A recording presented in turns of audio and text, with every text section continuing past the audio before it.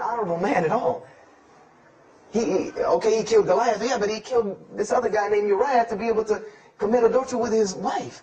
So I committed the cardinal sin in Christianity. I started asking questions.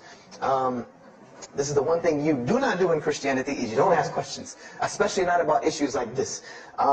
So I went to my pastor and I started asking questions. You know, what's going on here? You know, pastor, there's a very bad recurring habit about these men in the Bible. What is the deal here?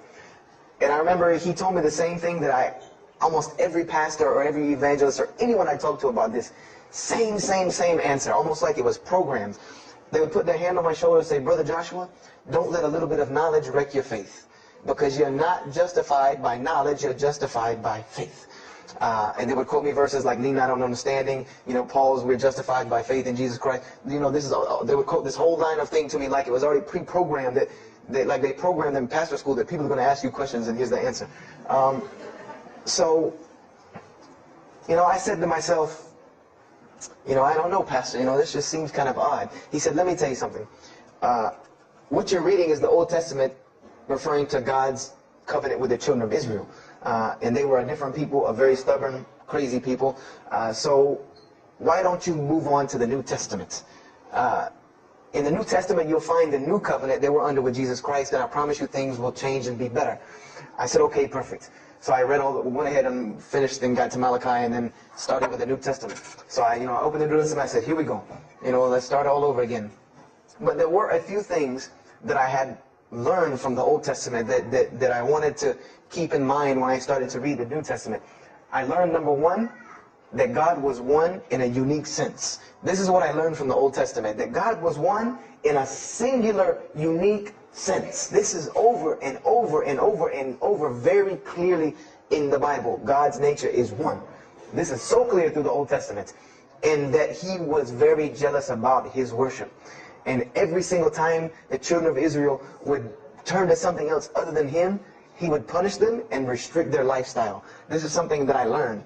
And it kind of, the similitude to me with how God dealt with the children of Israel was, and I hate to use this stark contrast, but it's almost as if one of us went out, God forbid, I hope not, and let's say we went out here and robbed a bank.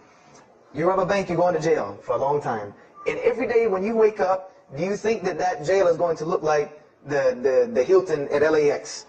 No, I doubt it. It's probably dark, cold, bad food, orange jumpsuits, not nice people, the whole 9 yards. And the reason why this is, and I know this now from studying psychology, is that this is supposed to be a stark reminder every single day when this person wakes up that you are in jail. This is supposed to remind them every single day you're in jail because you committed a crime.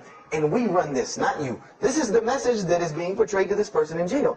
So when the children of Israel kept rebelling against God, he restricted their lifestyle. If you study Judaic law now, it is some of the most strict religious law you can find. All of the good things that we enjoy as Muslims, even when it comes to dietary laws, like the good parts of the meat that we are allowed to eat, they can't have these things. These are things that are restricted from them. Why? Because Allah wanted to remind them every day that I am Allah. I am your God. You will worship me. I run this, not you. And I understood this from reading the Old Testament. This is a concept I had come across. So I started with the New Testament, Matthew, Mark, Luke, and John. And one other thing that I did when I started to read the Bible was, if you go to Barnes & Noble, let's say you go to Barnes & Noble and you take a book off the shelf, what is usually the first thing you look at? The title. Then the next thing, the author. You want to know the title and the author. What is the name of the book? Who wrote it? And if you do this test with every single book of the Bible, you get a title and no author. Author unknown. Or author is appears to be so-and-so. Or we derive that so-and-so possibly written this. You know, like, let's just say for Exodus, they say Moses wrote Exodus. Which if you read some of Exodus, he couldn't have written all of Exodus because the last part of Exodus is Moses' death, burial, and Joshua taking over the children of Israel. And now, unless Moses was a sure indeed prophet that was able to write things after he died, then he did not write these things. And so when you go to Matthew, Mark, Luke, and John, I wanted to know Matthew who, Mark who, Luke who, John who, because it's called the Gospel according to Matthew.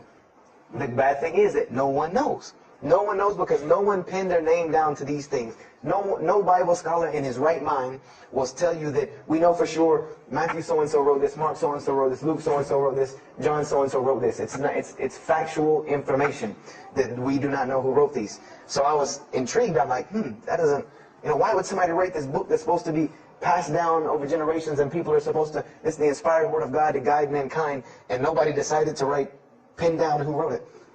But anyway, I started to read it, and I started to notice things about the teachings of Jesus Christ. And they were not what I had learned in church. When Jesus spoke, he spoke of the nature of God. And when he spoke of the nature of God, it was the same nature of God that I found in the Old Testament. Jesus said many times that God is one. God is unique. He would even quote from the Hebrew Scriptures. Hear, O Israel, the Lord your God is but one. When he was asked, what is the greatest commandment? He was asked the greatest commandment. He said the greatest commandment, and every Muslim should understand these two concepts. This should be nothing new to you. The greatest commandment is to love the Lord your God with all your heart, with all your might, with all your strength, and then to love your neighbor as you love yourself. He said the rest hang on these two, which we know in Islam we have rights of the Creator and rights of the creation. So this was the concept that he was teaching. And he even said in 1 John 5:17, and this was more clear to me than anything else can be, this is life eternal, that they may know you, the only true God, and Jesus Christ, whom you have sent. And when you look at that in the Greek and the Aramaic, it is almost exactly to a T of La ilaha illallah Muhammad Rasulullah. Now that I know Arabic and have understood that, very same similar statements. Yes, indeed, there were some implicit statements about that you could implicitly, if you took them and separated them from everything else, you could maybe derive that Jesus was trying to claim some divinity or something for himself. But I also know from doing psychology, and I did a little bit of law too, that an implicit statement cannot override an explicit statement. An explicit statement always takes precedence. So if Jesus said God is one, and he allegorically may have alluded to God being more than one, then the clear statement overrides that each and every single time. So this is what I found through the New Testament. And I also found that Jesus taught salvation. But his salvation that he taught was obeying God and following the commandments. This was his mode of salvation. One man asked him, good master, tell me how I can inherit the eternal life. He said, follow the commandments. Follow the commandments. He even, in Matthew, was so sincere about it. He said, whosoever shall follow the least of these commandments and teach men to do so shall be called the greatest in the kingdom of heaven. But whosoever shall break the least of these commandments and teach men to do so shall be called the least in the kingdom of heaven. So this I understood very clearly, that Jesus taught the same nature of God that was in the Old Testament. He taught that the salvation lied in worshiping God and following the commandments. This I understood. Matthew, Mark, Luke, and John were very clear about this. There were other things, the only begotten Son, but these things were not in red letter, so I did not give them as much weight as what I did to the actual words that Jesus Christ was saying out of his own mouth. So I read Matthew, Mark, Luke, and John. All of it was sounding the same to me. I said, and I was thinking to myself, this is not what I was taught about Christianity. You're taught that God is 1 in 3, 3 in 1. 1 equals 3, Father, Son, Holy Spirit, Jesus died on your cross to forgive your sin, and there was another thing that I noticed from the Old Testament, and this is a beautiful lesson to Muslims, because you're asked this all the time, especially when it comes to dawah, and I never put 2 and 2 together until I learned Islam and then read the Bible one more time, is I wanted to know why the Jews wanted to crucify Jesus so bad. Why so bad? They could have just mobbed him anywhere and killed him on the street. It's not like he had clans like the Arabs that would have come and backed him up. I said, why didn't they just kill him? Why were they so strict and sincere to tell Pontius Pilate, you got to kill him and you need to sanction it? We can't do it, but you need to sanction it to kill him. And now I understand it, was that Jesus had a mission, and that mission was to share God with the world.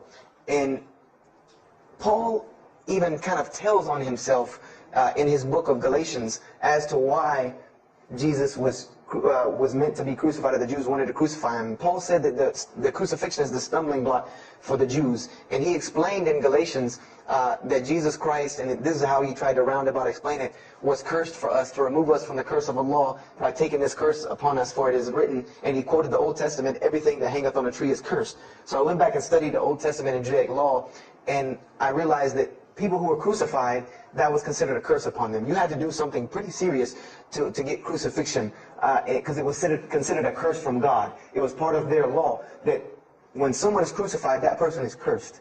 So wherever they buried these criminals, like in the graveyards in Israel, in Jerusalem, in Palestine, where they buried these criminals that were crucified, this was considered cursed ground. This was considered ground that you didn't go on, and you did nothing here, because these people are cursed by God. So I started to put two and two together. It's not that they wanted to kill Jesus, because they could have just killed him. They wanted to disprove who he was. This was their point, was to disprove who this man was. He said he's the Messiah. They wanted to disprove it, and they knew if you can crucify Jesus, he can't be the Messiah.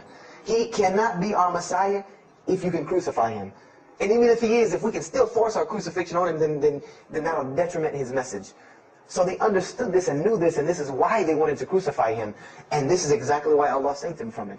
Because everyone asks you, why did Allah save him from the crucifixion? Because you cannot crucify. That was part of his law that he came to fulfill, that he could not be cursed according to this law. He said, I've come to fulfill the law. To fulfill it. Therefore, he couldn't be cursed according to it. And this is why he went to the Garden of Gethsemane and asked God to remove this from him, because he knew how detrimental this was to his message of crucifixion. So I began to see all of these things.